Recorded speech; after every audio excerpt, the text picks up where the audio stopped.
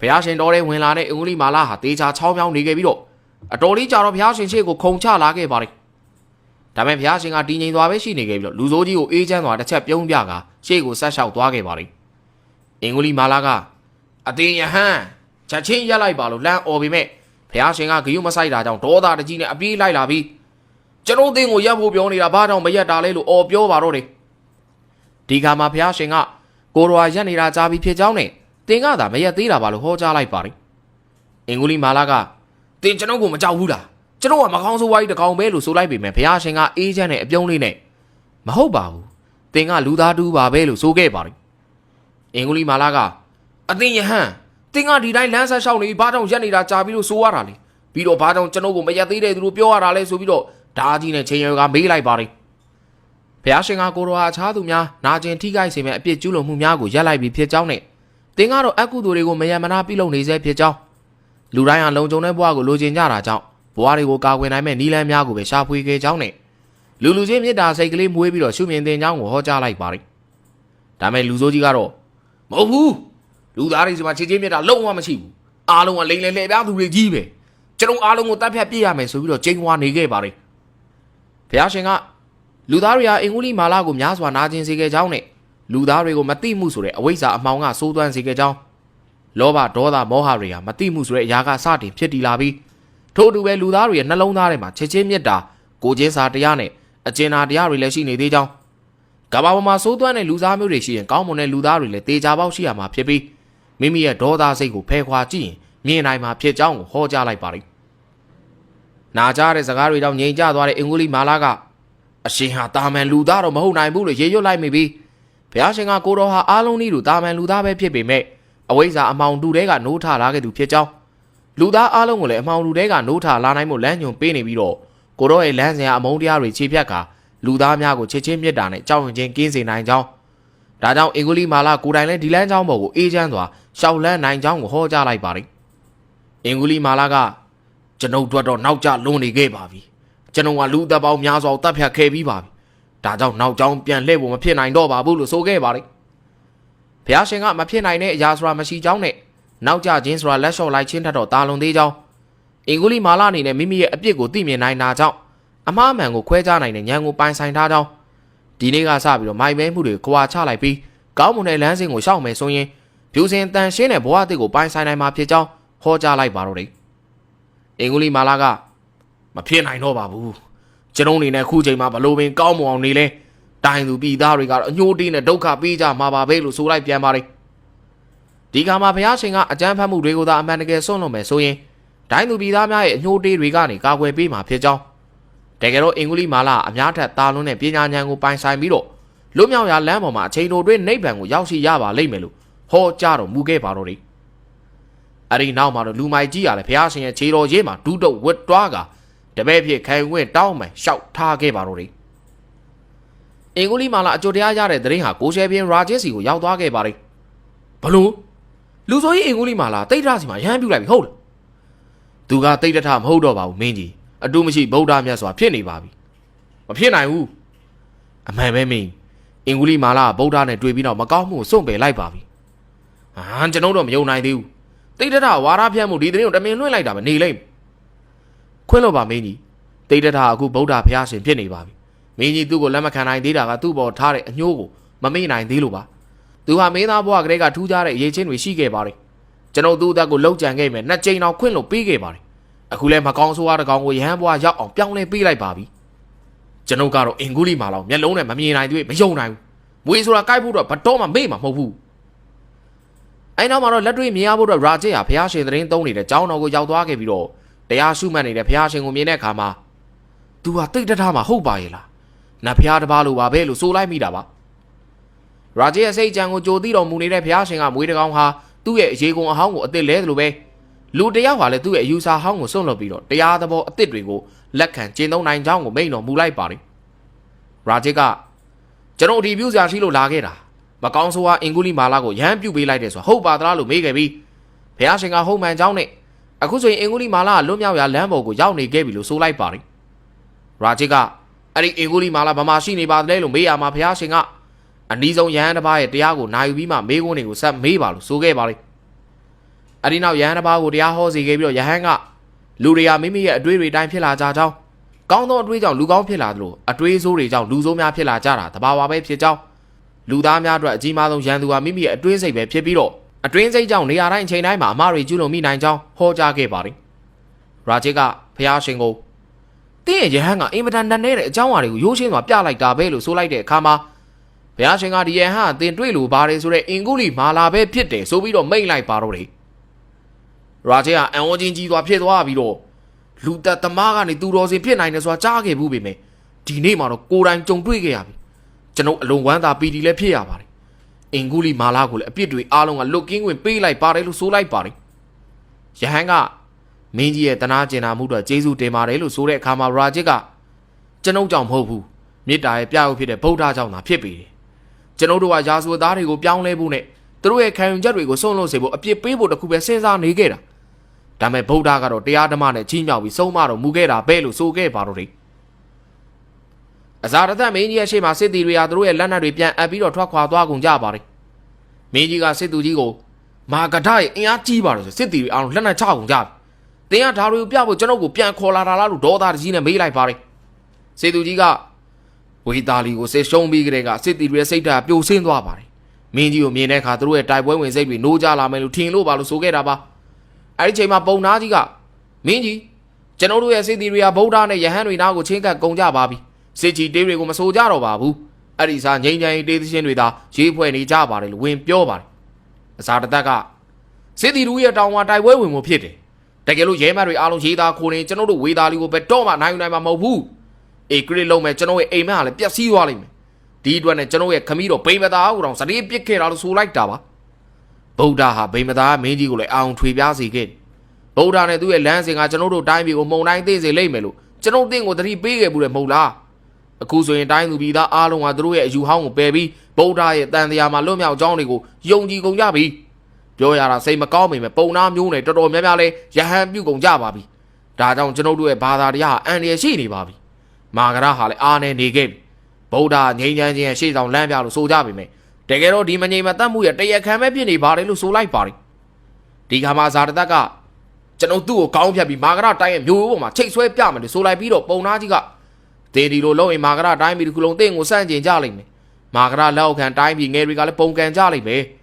ပြီးတော့တင်သာဗုဒ္ဓကိုတတ်လိုက်လူတိုင်းရင်ထဲမှာအာဇာနည်အဖြစ်နဲ့တစ်သက်လုံးအမှတ်ရနေလိမ့်သင်ကိုတော့မကောင်းဆိုးရလို့တတ်မှတ်လိုက်ကြမှာလို့ဆိုခဲ့ပါတယ်အစာတသက်ကကျွန်တော်လူရှင်မင်းတစ်ပါးရန်တစ်ပါးဘာမှမလုပ်နိုင်တာလားသူ့အလို့ပေးရမှာဆက်ဖို့ကောင်းလို့နေလို့ဆိုတဲ့အခါမှာပုံနာကြီးကစိတ်ပူစရာမလိုပါဘူးမင်းကြီးတင်ရဲ့ဆန္ဒပြေဝရမှာပါဒါပေမဲ့ဒီပွဲမှာဓာတ်ကိုသုံးဖို့မလိုပါဘူးလူတိုင်းရဲ့တပ်ဝင်ယုံကြည်မှုကိုဖျက်ဆီးလိုက်ကျွန်တော်တို့လိုချင်တဲ့ပန်းနိုင်ကိုရောက်ပါပြီဒါပေမဲ့ကျွန်တော်တို့ကိုယ်တိုင်လှုပ်လို့တော့မရဘူးဗုဒ္ဓရဲ့เจ้าတော်ကိုတရှိုတယောက်ပို့ထားရမယ်လို့ဆိုလိုက်တာပါအဇာတသက်ကလည်းနိုင်ငံသစ္စာဘောဟာတိုင်းပြည်ကိုဖျက်ဆီးတယ်ဒါပေမဲ့တစုံတယောက်ကတော့ဗုဒ္ဓရဲ့ပျက်စီးကြောင်းကိုသူ့ဘဝပန်းနိုင်လို့ခံယူထားတယ်သူဟာဗုဒ္ဓရဲ့နောင်တော်ဒေဝဒတ်ပဲလို့ဆိုလိုက်ပါတော့တယ်အဲ့ဒီနောက်မှာတော့ဒေဝဒတ်ကိုဖိတ်ခေါ်လိုက်ပြီးတော့ဒေဝဒတ်ရောက်လာချိန်မှာတော့အဇာတသက်ရဲ့စကားမတီးခဲမှုတွေကိုအပြစ်တင်ပြောဆိုနေခဲ့ပါတယ်အဇာတသက်ကနောက်ဆုံးချိန်တွေးဆုံမှုမှာဂရိပြတ်ခဲ့တဲ့အတွက်တောင်းပန်ကြောင်းနဲ့ခုချိန်မှာတော့နှစ်ဦးနှစ်ဖက်ရဲ့ဘုံရန်သူဖြစ်တဲ့ဗုဒ္ဓကိုရှင်းပြဖို့ဆွေးနွေးလိုတဲ့အကြောင်းကိုပြောလိုက်ပါတယ်ဒီခါမှာဒေဝဒတ်ဟာသူ့ရဲ့ဓာတ်ကိုဆွဲထုတ်လိုက်ပြီးတိတ်ထထကိုတစုံတစ်ယောက်ကထိပါမယ်ဆိုရင်ကျွန်တော်တီးခံမှာမဟုတ်ဘူးကျွန်တော်ရဲ့ပန်းနိုင်ဟာတိတ်ထကိုတတ်ဖို့ပဲဖြစ်ပြီးသူ့ကိုတတ်မဲ့သူကလည်းကျွန်တော်ကိုယ်တိုင်ပဲဖြစ်ရမယ်အဲ့ဒီတော့ဘသူအကူညီမှလည်းမလိုဘူးကိုနီးကိုဟန်နဲ့ကြံစီလိုက်မယ်လို့ဆိုကပြန်ထွက်သွားခဲ့ပါတော့တယ်ပုံနာကြီးကဒေဝဒတ်ကမကူညီရင်တခြားဘသူကိုရှာမလဲလို့မေးလာခဲ့ရမှာဇာတသက်ကပူစရာမလိုပါဘူးသူကျွန်တော်တို့မကူညီပေမဲ့သူနီးသူဟန်နဲ့တိတ်ထကိုတိုက်ခိုက်မှာပါလို့ဆိုလိုက်ပါတော့တယ်ဒေဝရနန်းတော်ပြန်ရောက်လာချိန်မှာရတော်တရားရှာမတွေ့တာကြောင့်မင်္ဂလာကိုမင်းနေခဲ့ပါတယ်ဒါမဲ့မင်္ဂလာခတ်တင်းနေမယ်ရတော်တရားပမာရှိသေးဆိုတာကျွန်တော်သိပေမဲ့သို့တော့ဘယ်တော့မှပြောပြမှာမဟုတ်ဘူးလို့ဆိုလိုက်တာပါဒေဝရလည်းမိခင်ဖြစ်သူကိုတုံးထုတ်ပြစ်လိုက်ပြီးတော့မပြောရင်ဒီတဲ့ပိုနာကျင်ရလိမ့်မယ်ဆိုကချင်းချောင်းနေတော့ဒရိုနာတန်ကဝင်ရိုက်ချလိုက်ပါတယ်ဒေဝရကရတော်တရားအတွက်နဲ့ဆိုကျွန်တော်ကိုဘသူမှတားလို့မရဘူးလို့ဆိုကဒရိုနာတန်ရဲ့ကြာဖို့ကိုဆွဲယူလွတ်ပစ်လိုက်တာပါအဲနောက်ရတော်တရားကိုလည်းဘသူမှမလူစေရဘူးတိတ်တထားကိုလည်းပဲတော့မှလွတ်ပေးမှာမဟုတ်ဘူးဆိုကခမီးတော်မြဲမြဲမှတ်ထားလို့ဆိုလိုက်ပြီးဖခင်ဖြစ်သူကိုတွန်းလဲပြစ်ကထွက်သွားခဲ့ပါတော့တယ်ကျဲခဲ့တဲ့ဒရိုနာတန်ဟာကျွန်တော်မွေးထားတဲ့သားဟာကျွန်တော်ကိုပြန်ရိုက်နေပါလားကန်ဆိုးလွန်လိုက်တာလို့ဆိုနေခဲ့တယ်လို့မင်္ဂလာကလည်းကျွန်ုပ်တို့ပြုခဲ့မိတဲ့မကောင်းမှုတွေကပြန်လဲအကျိုးပေးချိန်တန်လာခဲ့ပြီထင်ပါတယ်လို့ဆိုက ငိုနေခဲ့ပါတော့တယ်ရတော်ရကတော့ဗုဒ္ဓရဲ့ကျောင်းတော်ကိုရောက်ရှိလာခဲ့ပြီးတော့ဘုရားရှင်ကိုကြာပန်းတချို့ကတ်လူလိုက်ပါတယ်ဘုရားရှင်ကဒီကြာပန်းတွေကိုရတော်ရအနေနဲ့ကတ်လူတာလားလို့မေးခဲ့ပြီးတော့သူမကလည်းရတော်ရဖြစ်နေကတ်လူတာဖြစ်ပေမဲ့အရှိအနေနဲ့လက်ခံမယ်ဆိုရင်ဘိက္ခုနီဖြစ်နေကတ်လူခြင်းပါတယ်လို့ရှောက်တင်ခဲ့တာပါဘုရားရှင်ကအတိတ်တမန်ပြန်လဲအစားပြုခြင်းတဲ့တိတ်တထနဲ့ပတ်သက်မှုအားလုံးကိုဖြတ်တောက်လိုက်တာကငြိမ်းချမ်းစီမှာဖြစ်ကြောင်းနဲ့တိတ်တထကိုဒီမှာရှာတွေ့မှာမဟုတ်တော့ကြောင်းကိုဆိုလိုက်ပါတယ်ရတော်ရကတိတ်တထအားလုံးကိုငြိမ်းအေးရအမှန်သိမြင်စေသူဖြစ်ပြီးသူမဘာဝင်အားလုံးကလိုလားစွာဥညွတ်ခြင်းသူဖြစ်ကြောင်းနဲ့အရှိရင်အတိတ်ကတိတ်ထနေတဲ့မဟုတ်ပဲဗုဒ္ဓဖြစ်ကြီးညိုနေခြင်းဖြစ်ကြောင်းကိုပြန်လဲလျှောက်ထားလိုက်ပါတယ်အရှင်ဘုရားရဲ့လမ်းစဉ်ကိုလိုက်နာကျင့်ကြံဖို့တပည့်တော်ဆုံးဖြတ်ပြီးပါပြီကျွန်ုပ်ရဲ့အတိတ်ဟာအိမ်မက်ပမာပါလက်ရှိဖြစ်စဉ်အားလုံးကကျွန်ုပ်မှာအမှန်တကယ်ရှိတာပါဒီအခိုက်အတန့်လေးကအကောင်းဆုံးပါပဲအရှင်ရဲ့မြတ်တာကကျွန်ုပ်ကိုပြောင်းလဲစေခဲ့ပါတယ်ဒါကြောင့်ဘိက္ခုနီပြလက်ခံပေးပါဘုရားလို့ဆိုပြီးတော့ရှောက်တင်တဲ့အခါမှာဘုရားရှင်ကလည်းလက်ခံပါကြောင်းမိန့်တော်မူလိုက်ပါတော့တယ်ရတော်ရကသူစီမှာနောက်ဆုံးဆန္ဒတစ်ခုရှိနေသေးကြောင်းနဲ့အဲ့ဒီဆန္ဒကတော့ဘုရားရှင်ကိုတော်တိုင်သူမကိုဘိက္ခုနီပြူပေးစေချင်တာပဲဖြစ်ကြောင်းတောင်းဆိုခဲ့ပြီးတော့ဘုရားရှင်ကလည်းရတော်ရရဲ့တောင်းဆိုချက်ကိုလက်ခံပေးခဲ့ပါတော့တယ်မျိုးရင်းကိုရှင်အာနန္ဒာကြွလာချိန်မှာပရာတီလို့အမည်ရတဲ့မျိုးသမီးတယောက်ကခိုးကြည့်နေခဲ့ပြီးတော့အဲ့ဒီမျိုးသမီးဟာရှင်အာနန္ဒာကိုအယူမှုဆွဲလန်းနေတဲ့သူလည်းဖြစ်ပါတယ်ရှင်အာနန္ဒာအနီးကိုရောက်လာချိန်မှာသူမစီကရေလူခံခဲ့ပြီးတော့ပရာတီကသူမဟာမျိုးနှိမ်သူတူးဖြစ်တာကြောင့်သူမခတ်တဲ့ရေကိုတောက်သုံးမိရင်အရှင်းကိုညှဉ်းနှွမ်းစေပါလိမ့်မယ်လို့ဆိုလိုက်ပါတယ်ရှင်အာနန္ဒာကရေကိုလူခံခြင်းသာဖြစ်ပြီးတော့မျိုးရိုးကိုလူခံခြင်းမဟုတ်ကြောင်းနဲ့ရဟန်းများစီမှာမျိုးရိုးအစဉ်တန်းနဲ့ဆင်းရဲချမ်းသာခွဲခြားခြင်းတွေမရှိဘဲလူသားတိုင်းပေါ်မှာမေတ္တာထားပြီးတော့အားလုံးကိုတန်းတူပဲဆက်ဆံတဲ့အကြောင်းကိုပြောခဲ့ပါတယ်အဲနောက်ပရာတီလူတဲ့ရေကိုတောက်သုံးခဲ့ပြီးတော့ရှင်အာနန္ဒာပြန်လှည့်သွားချိန်မှာပရာတီကအပြေးလိုက်လာကသူမရဲ့အိမ်မှာဆုံးစားကြွဖို့အတွက်ပင့်ဖိတ်လိုက်ပါတယ်ရှင်အာနန္ဒာကလည်းလက်ခံလိုက်ပြီးတော့ပရာတီရဲ့အိမ်မှာဆွန်းလိုက်စားချိန်မှာပရာတီယာနားမှာထိုင်ကရှင်အာနန္ဒာကိုတစိမ့်စိမ့်ကြည့်နေခဲ့ပါတယ်ဆွန်းစားပြီးတဲ့ချိန်မှာတော့အရှင်များအနေနဲ့ချစ်ချင်းတရားကိုဘယ်လိုမြင်ပါလဲလို့မေးလာခဲ့ပြီးရှင်အာနန္ဒာကချစ်ချင်းဆိုတာနေရာမမှန်ခဲ့ရင်လူသားအားလုံးရဲ့နှလုံးသားကိုအမှောင်ကျစေနိုင်တဲ့အရာတစ်ခုဖြစ်တယ်လို့ဆိုခဲ့ပါတယ်အဲဒီနောက်ရှင်အာနန္ဒာပြန်ကြွသွားခဲ့ပြီးတော့မိခင်ဖြစ်သူကပရာတီကိုသင်ကယဟန်ကိုမေတ္တာရှိညာလားလို့မေးလိုက်ရမှာပရာတီလည်းဝန်ခံခဲ့ပါတယ်မိခင်ကယဟန်ဆိုတာလူပေါင်းလောကကိုဆုံးလွှတ်လိုက်ပြီးဖြစ်တာကြောင့်ဒီလိုမကြံစီအပ်ဘူးလို့ဆိုခဲ့ပါတယ်ဒါပေမဲ့ပရာတီကရှင်အာနန္ဒာကိုမှမရရင်အသေးခံလိုက်မယ်လို့ဆိုခဲ့တာကြောင့်မိခင်ကသူတက်မြောက်ထားတဲ့ပြူစားတတ်တဲ့ပညာနဲ့အာနန္ဒာကိုပြူစားပေးမယ်လို့ဆိုလိုက်ရပါတော့တယ်အင်္ဂုလိမာလာတစ်ဖြစ်လဲရှင်အိမ်တကတဏှာကိုကြွားချီနေကလမ်းတဏှာမှာအော်ဟစ်အကူကြီးတောင်းတန်ကိုကြားလိုက်ရတာကြောင့်တွားကြည့်ရမှာအမျိုးသမီးတယောက်မိမဖွားနိုင်ဖြစ်နေတာကိုမြင်လိုက်ရပါတယ်ရှင်အိမ်တကအမျိုးသမီးငယ်ကိုလွန်စွာတနာမိတာကြောင့်ဘုရားရှင်စီကိုအမြန်ပြန်ပြေးကမိမဖွားနိုင်တဲ့အမျိုးသမီးကိုကူညီနိုင်မဲ့နီလန်းကိုပေးသနာဖို့တောင်းပန်လျှောက်ထားခဲ့ပါတယ်ဒီကမှာဘုရားရှင်ကအမျိုးသမီးနာကိုပြန်သွားပြီးကျွန်ုပ်ဒီမွေးဖွားလာသည့်အချိန်မှဆောက်ရည်သူတစ်ပါးအသက်ကိုတပ်ဖြတ်ခြင်းမရှိပါမြည်သူကိုမှလည်းနာကျင်စေခြင်းမရှိပါဤမှန်သောတစ္ဆာစကားကြောင့်အမျိုးသမီးသည်ချမ်းသာခြင်းသို့ရောက်စေသတည်းဆိုပြီးတစ္ဆာစကားဆိုဖို့မိန့်ကြားလိုက်ပါတယ်ရှင်ဟိန်တကားကဒီလိုဆိုလို့မဖြစ်ပါဗျာတပည့်တော်ကလူပေါင်းများစွာထိခိုက်စေခဲ့ဘူးပါတယ်ဒါကြောင့်အဲ့ဒီလိုတစ္ဆာဆိုလိုက်ရင်အမျိုးသမီးကမိမဖွားနိုင်ပဲခလေးရောမေပါသေဆုံးရပါလိမ့်မယ်ဆိုတော့ပြန်လျှောက်ပါတယ်ဘုရားရှင်ကဒီလိုဆိုရင်လည်းယဟန်ခံယူပြီးကြတဲ့ကမြည်သူကိုမှမတတ်ဖြတ်ခဲ့ကြောင်းတစ္ဆာဆိုကအမျိုးသမီးကိုကယ်တင်ဖို့မိန့်ကြားလိုက်ပါတယ်ရှင်ဟိန်တကားကလည်းမိဖွားနေတဲ့အမျိုးသမီးစီကိုအပြေးပြန်လာပြီးကျွန်တော်ဒီရဟန်းဘွားကိုရသည့်အချိန်မှဆောက်ရည်သူတစ်ပါးရဲ့အသက်ကိုတပ်ဖြတ်ခဲ့ခြင်းမရှိပါနာကျင်အောင်ပြုမိခဲ့ခြင်းလည်းမရှိပါဤမှန်သောတစ္ဆာစကားကြောင့်အမျိုးသမီးသည်ချမ်းသာခြင်းကိုရောက်ပါစေတည်းဆိုပြီးတော့တစ္ဆာဆိုလိုက်ပါတယ်တစ္ဆာဆိုပြီးအနောက်ကိုပြန်လှည့်ကြည့်လိုက်တဲ့အချိန်မှာတော့အမျိုးသမီးလည်းကလေးကိုကောင်းမွန်စွာမွေးဖွားနိုင်ခဲ့ပြီးတော့ရှင်ဟိန်တကားကလည်းမျက်ရည်ကျမတတ်ဝမ်းမြောက်ရပါတော့တယ်နောက်နေ့ဘုရားရှင်ဆုံးခံနေစဉ်မှာရှင်ဟိန်တကားကိုမြို့သားတွေဝိုင်းရိုက်နေတဲ့တဲ့ရင်ကိုကြားလိုက်ရပါတယ်မြို့သားများတို့ကရှင်ဟိန်တကားကိုသင်္ကန်းခြုံပြီးတော့ရဟန်းရောင်ဆောင်ကလူများကိုဒုက္ခပေးမယ်လို့ထင်မှတ်ကဝိုင်းရိုက်နေကြတာပါရှင်ဟိန်တကားကတော့ဘာမှလည်းပြန်မလုပ်သလိုဘာတခွန်းမှလည်းဖြေရှင်းချက်မပေးပဲအန်ကျိတ်ပြီးတော့သာရိုက်ခံနေခဲ့ပါတယ်ဘုရားရှင်ရောက်လာပြီးတော့ရှင်ဟိန်တကားရဲ့ခန္ဓာကိုယ်ပေါ်အုံမိုးကကာကွယ်ပေးလိုက်မှလူအုပ်ကြီးကလည်းရက်လိုက်ကြပါတယ်အဲ့ဒီနောက်ဘုရားရှင်ကိုအရှင်မြတ်ဘာကြောင့်အင်္ဂုလိမာလာကိုကာကွယ်ပေးနေရတာပါလေသူကလူသားသမားတူသာဖြစ်ပါတယ်လို့ရှောက်တင်ကြပြီးဘုရားရှင်ကအခုချိန်မှာအင်္ဂုလိမာလာမဟုတ်တော့ပဲရှင်အဟိန်တကဖြစ်နေပါပြီလို့မိန့်လိုက်ပါတယ်မြို့သားများကဒီလိုစိုးသွမ်းနေသူဟာသူ့ကိုယ်သူဘယ်လိုလုပ်ပြောင်းလဲနိုင်ပါလဲလို့စောတကတက်ကြတဲ့အခါဘုရားရှင်ကရှင်အဟိန်တကဟာပြောင်းလဲသွားပြီဖြစ်ပေမဲ့သင်တို့ရဲ့ဒေါသကြောင့်သာသူ့ရဲ့ပြောင်းလဲမှုကိုမမြင်နိုင်တာဖြစ်ကြောင်းတကယ်လို့သူသာအင်္ဂုလိမာလာဖြစ်နေသေးရင်သူ့ဦးကောင်းကစမ်းကြီးတမြင်ကိုတောင်ထိခိုက်အောင်လုပ်နိုင်ပြီမဟုတ်ကြောင်းသူ့ရဲ့ပြောင်းလဲမှုကြောင့်သာအားလုံးရဲ့ရိုက်ချက်တွေကိုငြိမ်ခံပေးနေတာဖြစ်ပြီးတော့ဒါကိုလည်းအားလုံးမျက်မြင်ပဲဖြစ်ကြောင်း အခုစီးကြနေတဲ့သူ့ရဲ့သွေးတွေနဲ့အပစ်တွေကိုစေးကြောလိုက်ခြင်းဖြစ်ကြောင်းဒေါသမထွက်တုံ့ပြန်လို့စိတ်မရှိဘဲအားလုံးရဲ့ရိုက်နှက်မှုတွေကိုမြစ်တာနဲ့သာတုံ့ပြန်ခဲ့ခြင်းဟာသူ့ရဲ့ပြောင်းလဲမှုပဲမဟုတ်ပေဘူးလားလို့မိန်ကြားလိုက်ပါတယ်အဲဒီချိန်မှာရှင်အိမ်တကသစ္စာဆိုကဲတင်ခဲ့ပြီးတဲ့ကိုဝင်ဆောင်မျိုးသမီးရဲ့မိခင်ဖြစ်သူလဲရောက်လာခဲ့ပြီးတော့ရှင်အိမ်တကရဲ့သစ္စာစကားတွေကိုပြန်ပြောပြခဲ့ပါတယ်အမျိုးသမီးရဲ့မိခင်ကရှင်ယဟန်ရဲ့သစ္စာစကားသာမမှန်ကန်ခဲ့ကျွန်ုပ်ရဲ့သမီးလေးလည်းတေဆုံးမှုသာရှိပါတယ်ဒါကြောင့်ရှင်ဗုဒ္ဓရဲ့စကားကိုလက်ခံပါတယ်လို့ဆိုလိုက်တာပါရှင်အိမ်တကသူတို့ကိုမတားပါနဲ့ဖေဟာကျွန်ုပ်ကိုစိတ်ရှိတိုင်းသာရိုက်ကြပါစေဒေါသအာဃာတတွေပြေငိမ့်တဲ့အထိအရိုက်ခံပါမယ်လို့ဆိုခဲ့ပါတယ်ဘုရားရှင်ကရှင်အိမ်တကဟာမေတ္တာတရားနဲ့ပြေဝပြီးတော့အိမ်တကဆိုတဲ့အမည်နဲ့တကယ်ထိုက်တန်တဲ့သူဖြစ်ခဲ့ပြီလို့မိန့်လိုက်ပါတယ်မြို့သားတွေအားလုံးလည်းဘုရားရှင်ရှိလက်နက်များကိုစုပုံချလိုက်ကတောင်းပန်ကြောလိုက်ကြပါတော့တယ်တပတ်မှရှင်အာနန္ဒာဟာပရာတီရဲ့အိမ်မှာဆွန်းစားလျက်ရှိနေခဲ့ပြီးတော့ပရာတီယာဆွန်းချက်စင်ကအစီရင်ပြုလုပ်ထားတဲ့စီးတချို့ကိုပါထည့်ချက်ထားတာဖြစ်ပါတယ်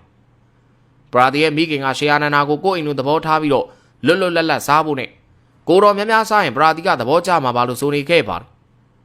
ဆွန်းစားပြီးတဲ့အခါမှာတော့ရှင်အာနန္ဒာဟာကျောင်းတော်ကိုပြန်မကြွနိုင်တော့ပဲနေရာမှာတင်တတိလက်လဲကျသွားခဲ့ပါတော့တယ်